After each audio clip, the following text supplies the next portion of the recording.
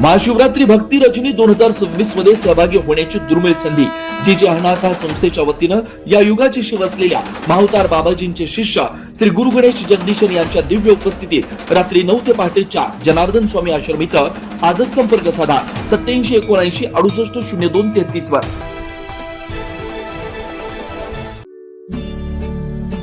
शिवभक्तांचं श्रद्धास्थान असलेल्या आणि नंदी नसलेल्या देशभरातील एकमेव शिव मंदिर म्हणून ओळख असलेल्या नाशिक मधील कपालेश्वर मंदिरात यंदा तब्बल 11 वर्षानंतर अत्यंत दुर्मिळ आणि शुभ असा योग जुळून आलाय.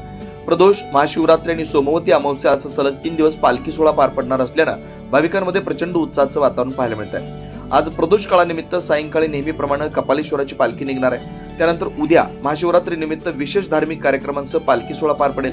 तर सोमवती अमावस्येच्या दिवशी पालखी काढण्यात येणार असल्यानं भक्तांना सलग 3 दिवस दर्शनाचा लाभ मिळणार आहे. तिथींच्या या विशेष समीकरणामुळे असा योग तब्बल 11 वर्षांनी आल्याची माहिती मंदिर विश्वस्तांनी दिली आहे.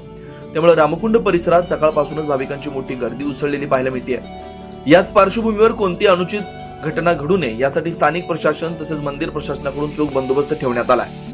दर्शन व्यवस्थेसाठी विशेष नियोजन करण्यात आलंय. शिवभक्तांसाठी ही एक अनोखी पर्वणी ठरते.